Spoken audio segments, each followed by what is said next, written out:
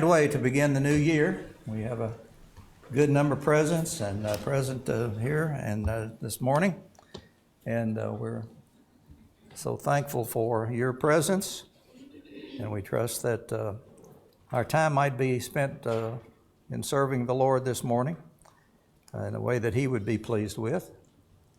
Thank Ray for the good song service and especially for the selection of songs, just outstanding, I thought, and that which we all should be encouraged by the singing of those beautiful songs this morning. Those of you that are watching on the internet, we trust that you will also be blessed by our worship today. We pray that you'll pay close attention to what we have to say this morning. If you have a question about anything we say or practice, we'd be glad to hear from you. Write us to the North Sumner Church at gmail.com. This morning I want to present a lesson that I believe is very appropriate for our time. We wake up every morning to the news of shootings and robberies and killings. Major cities all over our country, murder is up in some places up to 46%. We hear about the well-known personalities who have gotten caught up in a sex scandal of one sort or the other. Innocent children are massacred at their school. Business leaders and politicians are discovered to have taken advantage of some kind of a loophole to the tune of millions of dollars. We learn of child sex rings, incest, and horrible abuse to children by adults. And we wonder, why is this happening? When is it going to end? When is the next news story going to break that reveals something even worse than the present day? Well, I believe the Bible has an answer to these things. And I believe the Bible gives us an answer very clearly as to what we see even going on in the world today. This morning I want to talk to you about the wrath of God. And we're taking that from the Romans, the first chapter, beginning at verse 18. We'll be talking about Romans 1, verses 18 through the end of the chapter, verse 32, in the course of our lesson this morning. Now, the Apostle Paul, as he writes the Roman letter, he had made the proposition that the gospel is the power of God unto salvation, and that within it is contained the righteousness of God from faith unto faith. And so that proposition, he is trying to show in the first chapter that the Gentiles were in need of salvation because they were great sinners. In chapter 2, he shows that the Jews also were in need of salvation because they were no better, Paul says, than were the Gentiles. They thought they were, but really, in fact, they were not. And then in the third chapter, he shows that everybody is in need of the gospel because he said that all have sinned and fall short of the glory of God. So we need to keep that in mind as we look at our study this morning. These words apply not only to Paul's day, but they definitely apply to us as well. And I believe that we can see in this passage that there are scenes that are repeated throughout history, and they apply to our nation, our society as well. So let's look at beginning at chapter 1 of Romans and in verse 18. For the wrath of God is revealed from heaven against all ungodliness and unrighteousness of men, who suppress the truth in unrighteousness. The wrath of God he talks about. In this passage, he mentions 3 times the word wrath of God. And we're going to talk about what that actually means. The word wrath in this passage involves in this particular case, can be translated as anger, but we think about whenever we get mad, our emotions get involved in it. we get caught up in that emotion and anger is displayed. That's not the case with God. The wrath that God is talking about here, or that the Bible is talking about here, is not emotional, but rather it is legal. God's law has been violated, and the transgressor must pay for his crimes unless some way out could be provided. And of course we know, and that's one of the great things that the Bible teaches in these chapters, is that God has provided a way out for individuals who get caught up in sin. And that involves all of us, for all have sinned. We find that the word wrath is used in a couple of different ways. It is used to describe the day of judgment, and we'll talk about that in just a few moments. But if you'll notice in Romans, the 2nd chapter, in verses 4 through 6, the Apostle Paul there said, "Or do you despise the riches of his goodness, forbearance, and long-suffering, not knowing that the goodness of God leads you to repentance? But in accordance with your hardness and your impenitent heart, you are treasuring up for yourselves wrath in the day of wrath and revelation of the righteous judgment of God, who will render to each one according to his deeds." Now, I thought very clearly that in this passage he's talking about the day of judgment, the final judgment, whenever the Lord comes back again to this earth and receives those who are the faithful. But also we find the Apostle Peter talks about this as well in 2 Peter 3 and verse 7.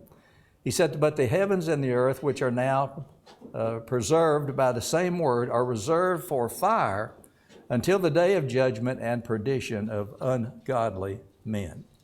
So in both of these passages, I believe he's talking about the same day, that is the day of judgment. But we also find, I believe that what we have in our text that we just looked at a moment ago in verse 18, we have the wrath of God being revealed from heaven today. This is what the way that he reveals his wrath today. Notice he says, "For the wrath of God is revealed from heaven against all ungodliness and unrighteousness of men." It is revealed from heaven. Now, I'm not sure that I'm going to cover everything that is involved in that expression, revealed from heaven. But I think he's talking about to the Jews, they had been given the law. And they knew very well what God expected of them. And they also knew how God dealt with people. And they had seen in the history of the Jewish nation that, in fact, God's wrath had been revealed to them. As far as the Gentiles, they were not given as clear of an understanding of what God's wrath was. But perhaps he's talking here about, as far as the Gentiles were concerned, it involves their reason and their consciousness. Man has a conscience. And so the Apostle Paul may have been talking about that insofar as the revelation of the wrath of God. But he says it is revealed from heaven, not something that is designed by man, but it is from the mind of God himself that it is revealed. But you notice he goes on and he says, the wrath of God is revealed from heaven against all ungodliness and unrighteousness of men. Now, we have there two words that sometimes are misunderstood. The idea or the thought of ungodliness is impiety, irreverence, a lack of respect for God and sacred things. We talk about a godly person, that is a person who respects respects both God and sacred things. And an ungodly person does not respect God, and he does not respect ungodly things. So sometimes we think about a person who is godly is God-like, but that's not what this passage or this word is talking about here. He's talking about a person who does not respect God. And people who do not respect God do not obey His commandments. They refuse to believe what God tells them and refuse to do what God tells them to do. But he also says that a person is that the wrath of God is revealed against all unrighteousness of men. Now, this idea of unrighteousness here is iniquity toward people. And all offenses against our neighbor, our parents, our country, and so forth. The word ungodly includes all crimes against God, thus crimes against our fellow man. As one writer said, the two words express what comprehends the violation of all the commands of God. Thou shalt love the Lord thy God and thy neighbor as thyself, as Matthew chapter 22, where Jesus is talking on that occasion. So the wrath of God is thus revealed against all human wickedness. And that's what he's trying to impress upon these people in his day. And we need to be impressed by this as well, even today. So why does God reveal His wrath? Well, there are several reasons, and I believe this passage tells us. First of all, because man hinders God's revealed truth. God displays His wrath, reveals His wrath, because man hinders God's revealed truth. Look at verse 18 again. For the wrath of God is revealed from heaven against all ungodliness and unrighteousness of men, who suppress the truth in unrighteousness. Who suppress the truth. The King James Version, I believe, said, who hold the truth in unrighteousness. Now, we can hold the truth in that we accept it and we believe it and we observe it. In this particular case, he says we hold the truth in unrighteousness. And the idea being here is to suppress or to retard, or to keep from an individual from doing that which they should do. Now you notice he says in this passage that they suppress the truth in unrighteousness. They reject what God would have them to do. They justify what is ungodly and unrighteous. And by wicked acts, they entice others to be disobedient. So he's not just talking about not accepting the truth, but rather he's talking about an individual who deliberately sets about to keep a person from obeying the truth by their unrighteousness, by their wickedness that they engage in. We see people around us all the time who do that. And many people, by the life that they live, is a demonstration to other people. People like what they see when they see people living wicked lives, and thus they fail to obey the truth. And so Paul is talking about that in his day. But you notice also, God reveals His wrath, or the reason why He reveals His wrath is because man spurns what God has revealed to him. Look at in verses 19 and 20. Because what may be known of God is manifest in them, for God has shown it to them, for since the creation of the world, His invisible attributes are clearly seen, being understood by the things that are made, even His eternal power and Godhead. So they are without excuse. So what he's saying here is that they should have known about God. And he's talking specifically about the Gentiles here. Because it is manifest in them, he says. Now, I believe that he's talking there about man's intellect and his personality. This implies that there is a creator who has that kind of characteristic or attributes. In the scientific world, the psychologists and the philosophers call what we refer to as a conscience as man's sense of ought. That is, they express that man has a conscience. No other animal has a conscience. Only man has that. This is an innate sense of right and wrong, and thus implying a righteous creator. We would not have a conscience unless God has an intellect. And so these are things that people should know, even without the revealed word. Whenever we see the fact that there are certain things that we just know are wrong.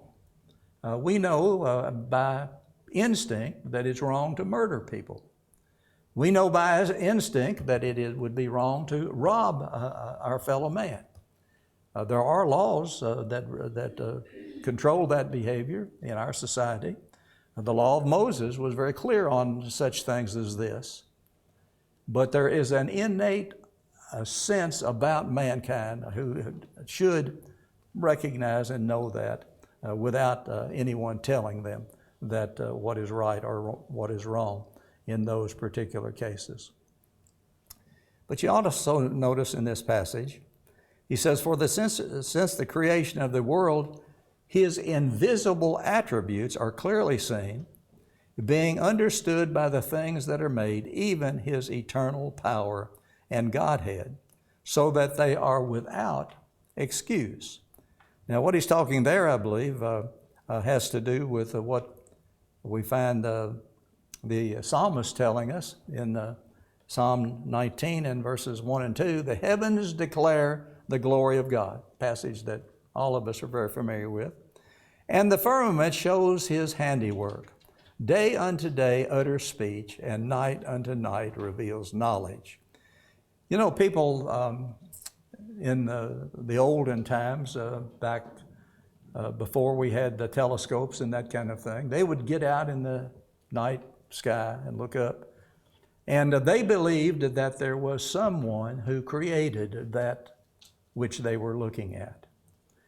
To them, it was absolutely impossible for them to conceive in their mind that there was not a creator. Of course, we don't have that so much in the world today. But what Paul is saying here in this passage is that they should have known about God by simply observing what it took to create the universe, the invisible attributes of God. Now, he's not saying that they should have known about the God of heaven necessarily. They should not have known about his nature and his characteristics simply by seeing that how the universe is made and all that is its grandeur and its magnitude. But they certainly should have known that there was something that created this that they were looking at. And that's what he's talking about here, his invisible attributes that he refers to. And there is design and order in the universe. And whenever we see design, there is a designer. That's just real clear. And people, it's really hard to get around to that concept. Many people in the world today want to try to do that. So may I submit to you this morning that when man fails to listen to the beauty and the design of the universe that declares God exists, God is angry, and his wrath is demonstrated as a result of that. We also notice that God reveals his wrath to mankind because man is ungrateful and foolish. Look at Romans 1 and verse 22. Because although they knew God, they did not glorify him as God, nor were thankful, and became futile in their thoughts, and their foolish hearts were darkened. There's a real important point, I believe, that is made here. Man, and we're going to see that in the rest of this passage, that whenever man takes that first step into unrighteousness, it is a downward slope. We sometimes refer to people getting on a slippery slope. Well, whenever people begin to imbibe a sin in their lives, it is indeed a slippery slope. And what it says here, because although they knew God, and whenever you look at again, remember Paul is talking about the Gentiles here. Whenever you look at the Greek and the Roman society, they had all kinds of deities. Deities named after planets, deities named after fictional characters, deities that looked like man, only they were magnified in some way or the other. And so it wasn't that they didn't know that there was some kind of a being out there, or didn't believe that there was some kind of being out there, but they just didn't glorify God as a God, and they were not thankful. You notice that he says they became futile in their thoughts, and their foolish hearts were darkened. Professing to be wise, they became fools, and changed the glory of the incorruptible God into an image made like corruptible man, and birds and four-footed animals and creeping things. That's the condition that there was in the world at the time of Paul. Remember Paul in, I believe, the 17th chapter of the book of Acts. He's in Athens, and he goes walking through the streets, and on every hand he sees an idol. He sees one here and one there and another one. So whenever he began to speak on Mars Hill, he said, "I perceive that you are most religious." I believe the New King James Version says. The King James Version says you are most superstitious. And then he began to teach and to preach about the God of heaven and how they should believe in that, the one true God. And so they were very much aware of the fact that there was some kind of a deity out there, although they did not worship and understand as they should have. And he says they changed the glory of the incorruptible God into an image. Now, as I said, there was a great pantheon of gods or deities in the Greek and Roman society. And most of the religion of that day was very vile. It involved immorality, immoral kinds of things. And they left to trying to find out about the God of heaven and worshiped their own images, made themselves deities. So when man ceases to be thankful to God and esteems created things over him, then God is angry. And we see that in these pages.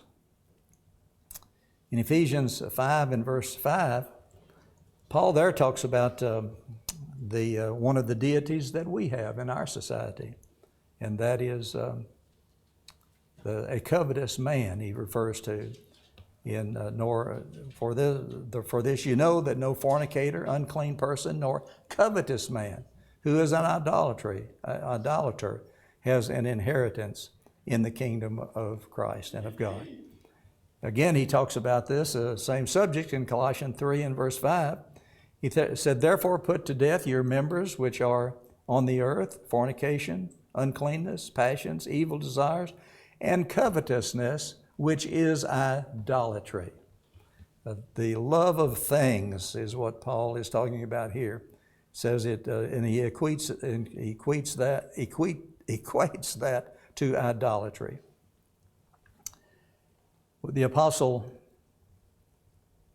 Peter speaks of such things as this. He said, "But the day of the Lord will come as a thief in the night, in which the heavens will pass away with a great noise, and the elements will melt with fervent heat. Both the earth and the works that are in them will be burned up." Just as Paul had talked about this being the thing that would happen to those during his day, the Apostle Peter certainly agrees with that. We find also that in 2 Thessalonians chapter 1 and verse 7, Paul says, "And to give you who are troubled rest with us when the Lord Jesus is revealed from heaven with his mighty angels in flaming fire, taking vengeance on those who do not know God and on those who do not obey the gospel of our Lord Jesus Christ. There shall be punishment with everlasting destructions from the presence of the Lord and from the glory of his power."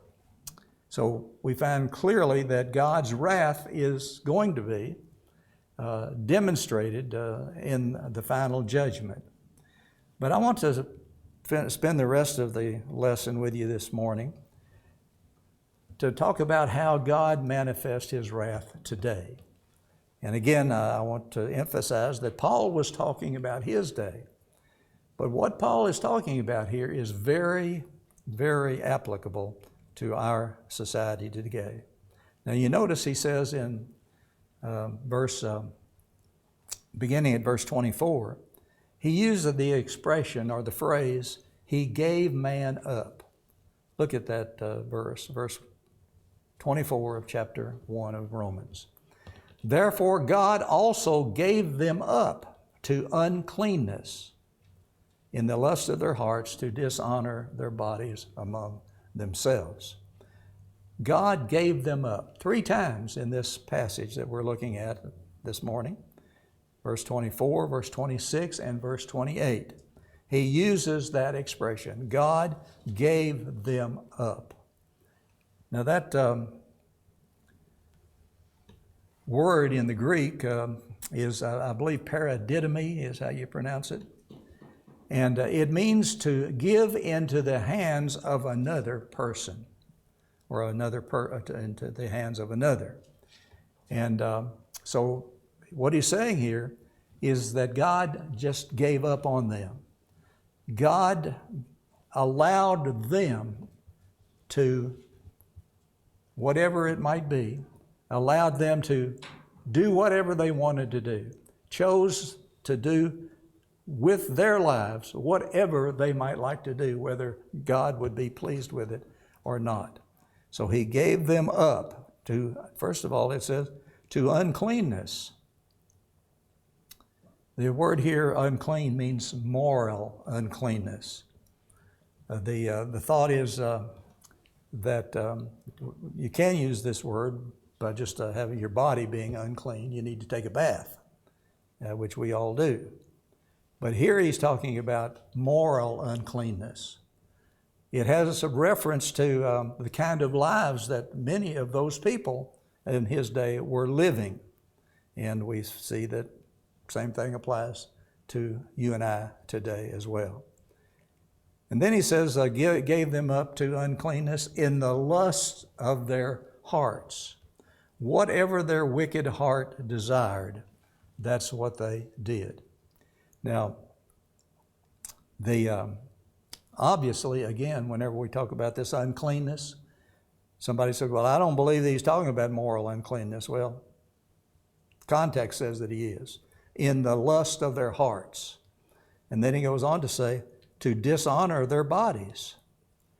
Jesus, you remember Jesus on one occasion, whenever they questioned whether or not they ought to be washing their hands, the Pharisees questioned whether they ought to be washing their hands. Jesus said this, for from within, out of the heart of man, proceed evil thoughts, adulteries, fornications, murders, thefts, covetousness, wickedness, deceit, lewdness, an evil eye, blasphemy, pride, foolishness. All these things come from within and defile a man. So that's what he's talking about, Paul is talking about, when he speaks about uncleanness, that they defiled they gave in to the lust of their hearts. And he says here to dishonor their bodies among themselves. And we're going to be talking about that a little bit in just a moment. But I believe that we can see very clearly that for us as a nation, this would apply. And I want to make a definite application to you and I today, to our nation. It wouldn't do a whole lot of good just to study, well, that's the way they did it then, but it doesn't really have any bearing upon us today. I believe that it does. In the 60s, there was what is known as the sexual revolution. I was a teenager in the 50s, and there was plenty of sin going on in the 50s, no doubt about it. But it was not socially approved. It was not socially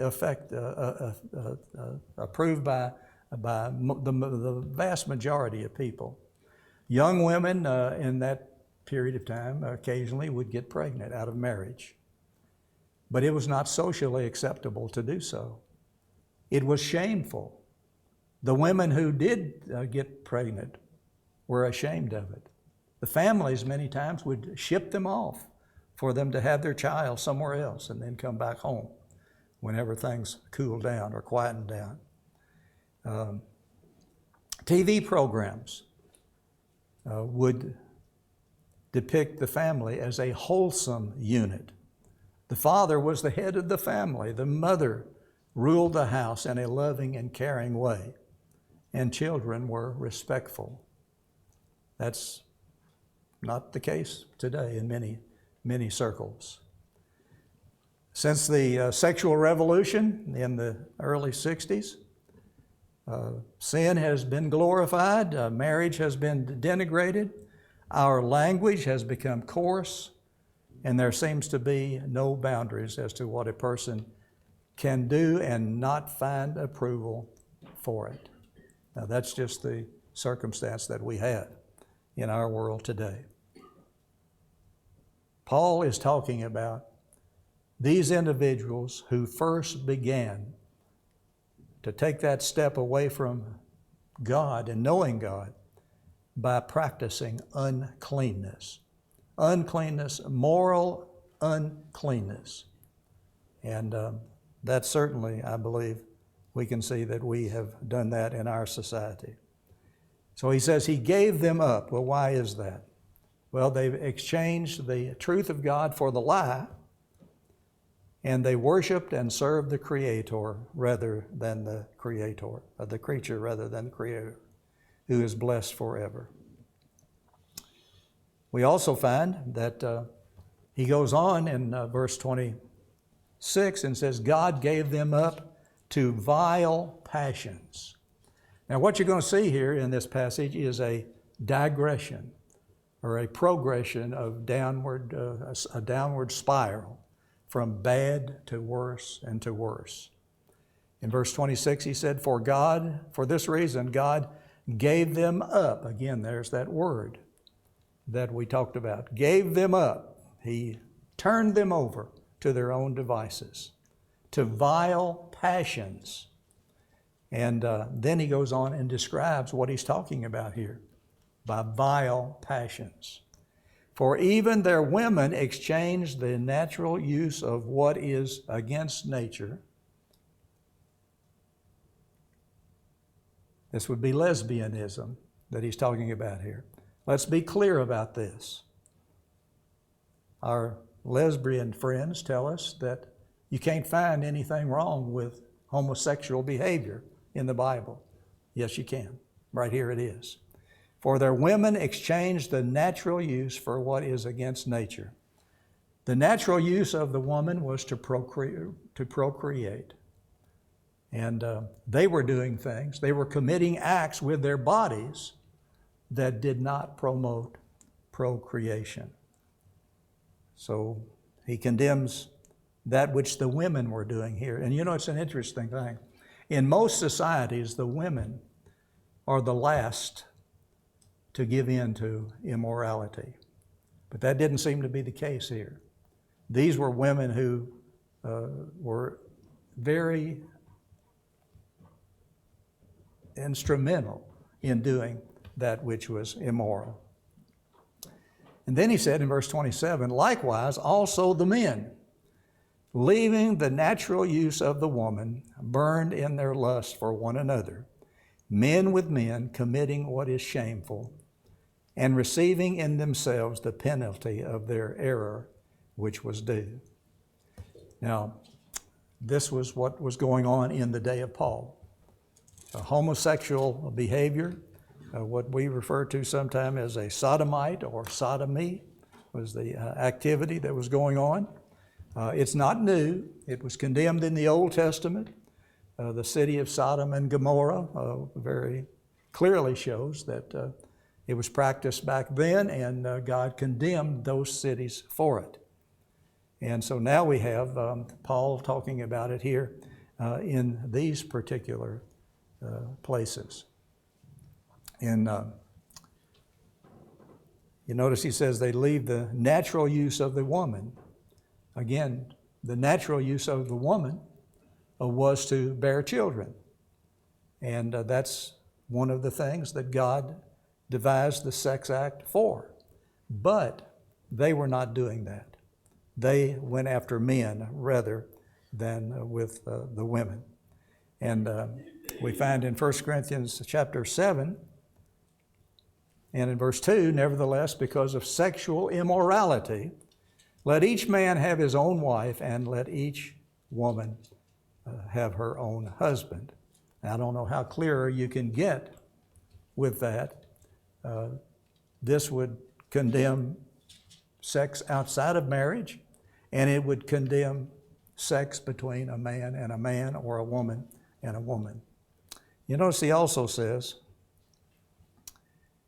he burned within their lust for one another, men with men, committing that which was shameful and receiving in themselves the penalty of their error which was due. I think here he's talking about the end result of involving yourself in this kind of behavior.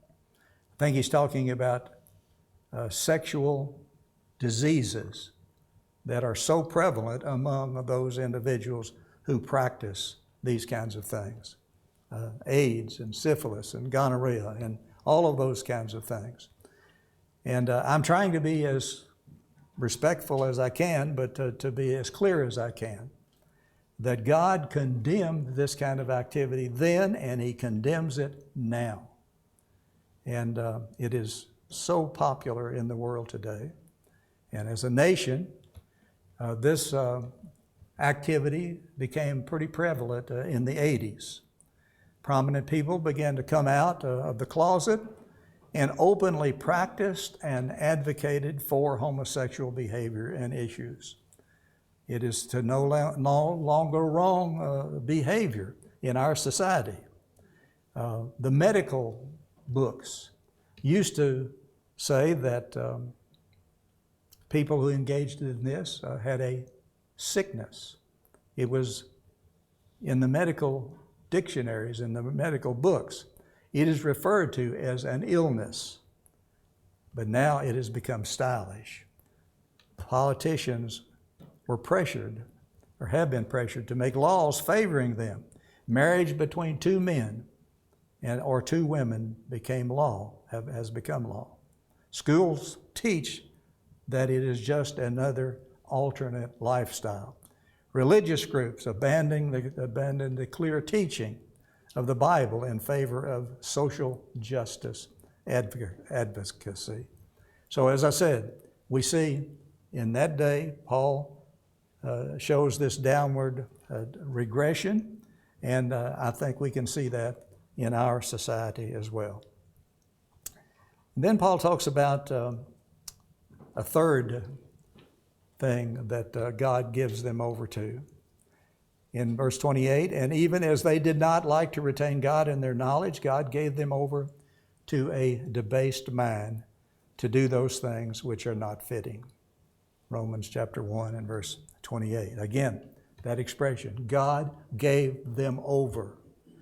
God allowed their minds to be such that He just gave up on them. And I think we see that that is the same thing, the thing that is happening even today in our society. To a debased mind. Those are individuals who did not think right. They are individuals who, there's something wrong with their thinking, I believe is what Paul is clearly showing here. We find that in our society, how much more debased can a person be than to believe that you are a man in a woman's body or a woman in a man's body? How much more debased is it for a young man to put a dress on and then demand that he believes he's a girl and therefore he has a right to go into the women's restroom? How much more debased is it to uphold crimes and condemn those who serve and protect. How much more unfitting is it to murder the unborn or the newly born? How much more unfitting it is to molest little children and to sell them into sex slavery? How much more unfitting is it to watch little children be exploited on the internet? And I could go on and on and on. The things that we are seeing happening in our society today are absolutely atrocious. And they don't seem to be getting any better. They're just getting worse. Then look what Paul says. These things that are not fitting, God gives man up, and they were filled with all unrighteousness. Look at verse 29 and 31. Being filled with all unrighteousness, sexual immorality, wickedness, covetousness, maliciousness, full of envy, murder, strife, deceit, evil-mindedness. They are whisperers, backbiters, haters of God, violent, proud, boasters, inventors of evil things, disobedient to parents, undiscerning, untrustworthy, unloving, unforgiving, unmerciful. That sounds to me like this morning's newspaper. It's just absolutely awful what we see in our society today. And Paul is talking about these things that were in his society. Look again. Sexual immorality, wickedness, covetousness, maliciousness, envy, murder, strife, deceit, evil-mindedness, whisperers, backbiters, haters of God, violent, proud, boasters, inventors of evil things, disobedient to parents, undiscerning, untrustworthy, unloving, unforgiving, unmerciful. So that's what we have then, or what we had then, they had then, and what we have today. You notice, as we conclude what the Apostle Paul has to say, he says, knowing the righteous judgment of God, that those who practice such things are deserving of death, not only do the same thing, but also approve of those who practice them. They knew it was wrong, but they wanted to do it. They enjoyed doing it. That's what we see in our society today.